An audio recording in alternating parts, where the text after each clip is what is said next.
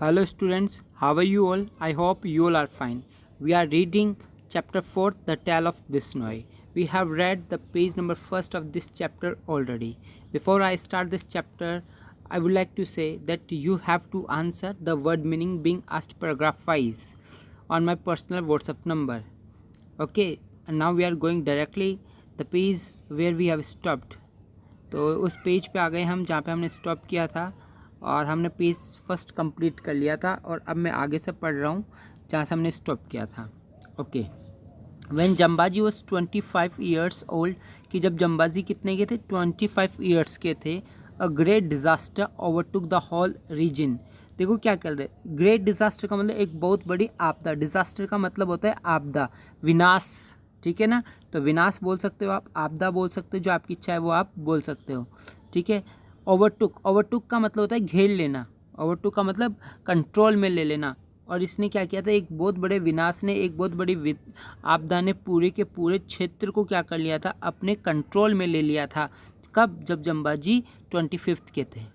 The small quantity of rain that used to come regularly ceased all together, मतलब जो थोड़ी बहुत, quantity का मतलब मात्रा, जो थोड़ी सी मात्रा बरसात की यूज टू कम आया करती थी नियमित रूप से, सीज्ड ऑल टुगेदर, सीज का मतलब स्टॉप हो जाना, रुक जाना, वो भी क्या हो गई, पूर्णतः रुक गई। ऑल टुगेदर का मतलब पूर्ण रूप से रुक गई, कि थोड़ी बहुत बरसात, थोड़ी मात्रा में जो बरसात हुआ करती थी नियमित रूप से, अब वो भी आना बंद हो गई। कहाँ पर? मारवाड़ क्षेत्र के अंदर जहाँ जम्बाजी रहते थे।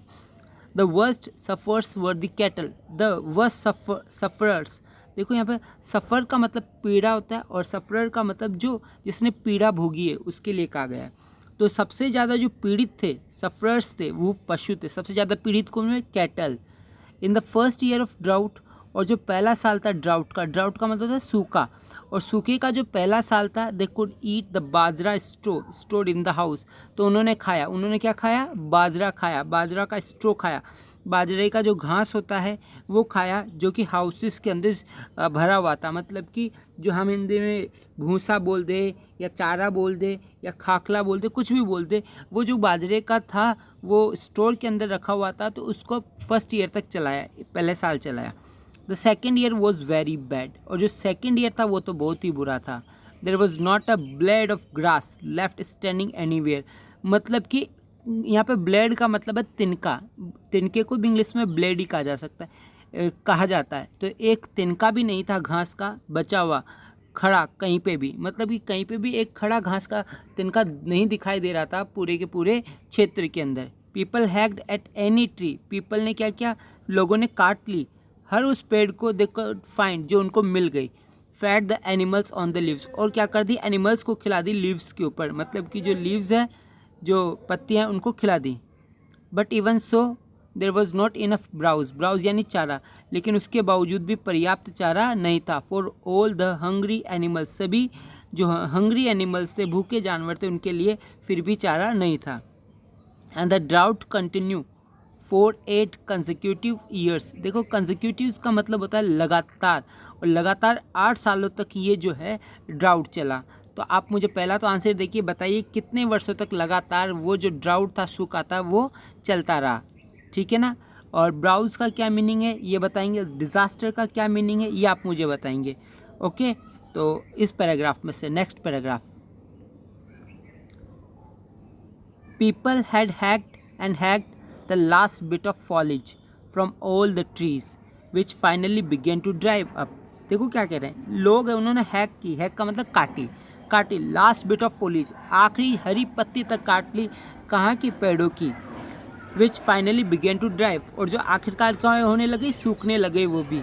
Van the stored grain was exhausted people ate khejri pods and the flour of dried ber seeds.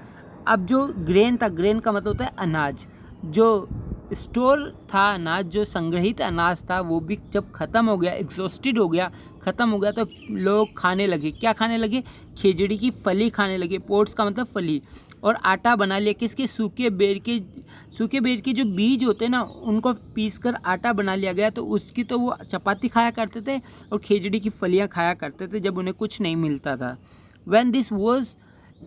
when this too was exhausted, और जब ये भी exhausted हो गया, exhausted का मतलब समाप्त हो जाना, तो जब ये भी समाप्त हो गया, they tore the bark of the sangri trees, and powder and cooked it.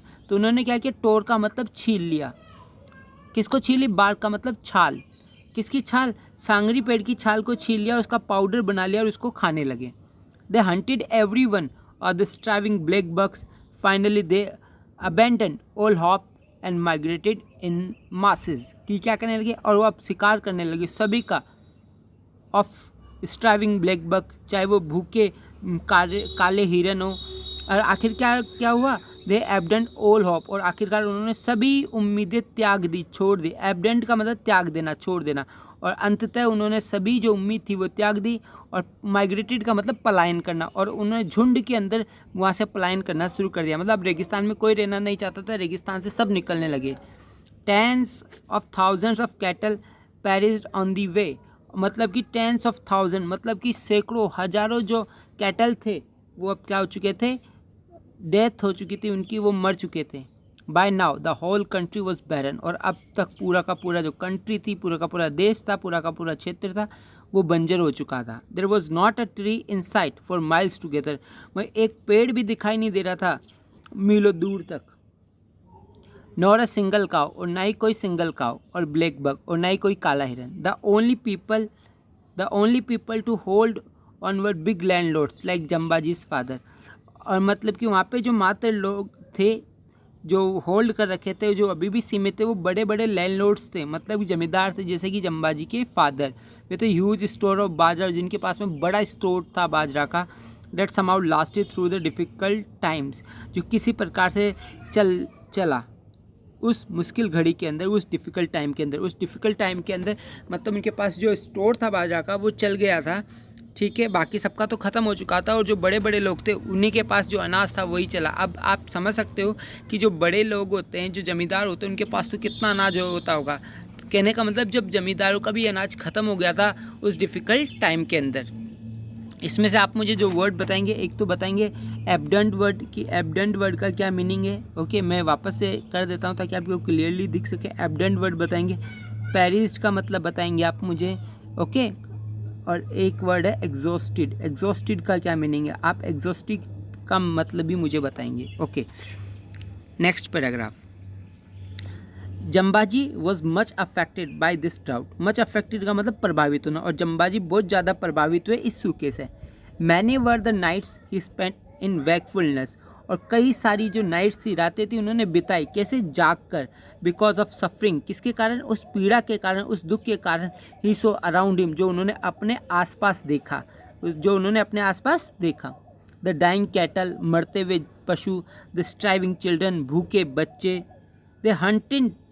They haunted him day and night, और वो जो सपने थे, वो जो दृश्य थे, वो उनको जकड़ रखे थे दिन और रात। मतलब कि वो उनको नज़र आने लगा कि किस प्रकार से जो बच्चे वो भूख से तड़प रहे हैं, किस प्रकार से भूख के कारण जो जानवर मर रहे हैं। ये चीज़ उनको हॉन्ट करने लगी, वो बहुत ज़्यादा उनको अपने अंदर लेने लगी, अपने कंट्रोल में लेने लगी, और इसी चीज़ यही उनके माइंड में चलता रहता। And finally at the age of 34, कब? जब उनकी उम्र कितनी थी? 34 का मतलब 34। ही हैड अ विजन, उन्होंने एक सपना देखा, एक विज़न देखा। He saw man intoxicated with his own power destroying the world around him. उन्होंने क्या देखा? एक आदमी जो नशे में, इंटॉक्सिकेटेड का मतलब नशा, कि अपने किस चीज़ का नशा है? ओन पावर, खुद की शक्ति का। कि एक उन्होंने देखा कि एक आदमी जो नशे में खुद की शक्ति के, और वो विनाश करता जा रहा है पूरे संसार का, अराउंड हिम, उसके आसपास में। अब मुझे बताओ इस कौन सा आदमी है जो नशे में अपनी ताकत के और वो पूरा विनाश करता जा रहा है? ये कोई दूसरा आदमी नहीं था। ये कौन था? ये था ये डिज़ास्टर, ये आपदा, उसको इसने आदमी कहा। He decided to change it all, और उन्होंने डिसाइड कर लिया कि वो परिवर्तित करेंगे इसको, बिल्कुल इसको बदल देंगे। If life was to flourish again in desolate land, Jambaji saw that man would have to live in different way. तो क्या अगर if life was to flourish का मतलब होता है फलना फूलना। अगर जीवन को वापस से यहाँ पे फलना फूलना है, इस डिसोलेट लैंड के अंदर, इस एकांत और इस बंजर भूमि वाले जगह पर अगर वापस से जीवन को फलना फूलना है, तो जम्बाजी ने देखा कि जो मनुष्य है, जो आदमी, उसको जीना पड़ेगा अलग तरीके से, डिफरेंट वे के अंदर, and according to different tenets and beliefs, और अलग टेनेंट्स के द्वारा, अलग नियमों के द्वारा, एंड विश्वास के द्वारा, मतलब कि जो उनको अलग मान्यता अपनानी पड़ेगी, अलग नियम बनाने पड़ेंगे, उन नियम और उन बिलीफ्स के आधार पे वो रह सकते हैं यहाँ पर, अन्यथा वो रह ही नहीं पाएंगे इस आपदा के अंदर या इस प्रकार के ड्राउट के अंदर या रेगिस्तान के अंदर। Jambaji wanted the earth to be covered once again by the abundance खेजड़ी, बेर, सांगरी ट्रीज, कि जो जम्बाजी थे वो चाहते थे कि ये जो धरती है वापस से ढक जाए, एक बार फिर से ढक जाए दोबारा, किसे? बहुतियात मात्रा में खेजड़ी के पेड़ से, बेर के पेड़ से, खेर और सांगरी के पेड़ से भी वो क्या हो जाए, वापस से ढक जाए, कवर हो जाए। कहने का मतलब इस धरती पे पेड़ पौधे बहुत मात्रा में उगाने होंगे अगर हमको यहाँ पे सरवाइव करने हैं, तो उन्होंने सोचा कि हमको ये पेड़ पौधे वापस से उगाने होंगे। He wanted herd of black bird to flourish again, और वो चाहते थे कि जो हर्ड का मतलब झुंड, किसका? काले हिरणों का, वो वापस से फ्लोरिक करने लगे, वापस से उछल कूद करने लगे।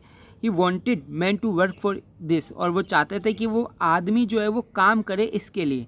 Jambaji knew the way to achieve this, और जम्बाजी जानते थे वो तरीका, वो वे जिसे वो इसे अचीव कर सकते थे, इसे प्राप्त कर सकते थे। And he began to broadcast his message in the year 1485, और अब उन्होंने शुरू कर दिया प्रसारित करना, ब्रॉडकास्ट करना अपने मैसेज को, अपनी जो उनके पास में जो सूचना थी, ठीक है ना, उसको प्रसारित करना उन्होंने शुरू कर दिया। कब? इन द ईयर 1485 के अंदर। Next, his message included 29 basic tenants. Tenants का मतलब नियम, rules. Tenants means rule, okay. तो हिज मैसेज इंक्लूडेड, उनके मैसेज में इंक्लूड था, कितने नियम्स इंक्लूड थे? 29 रूल्स इंक्लूड थे, नियम इंक्लूड थे।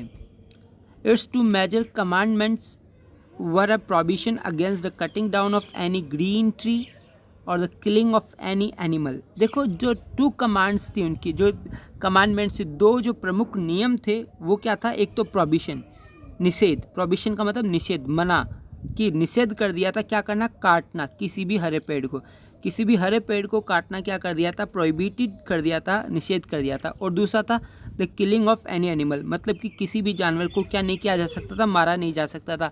तो 2 उनकी प्रमुख, इन 29 में से 2 उनकी क्या थी?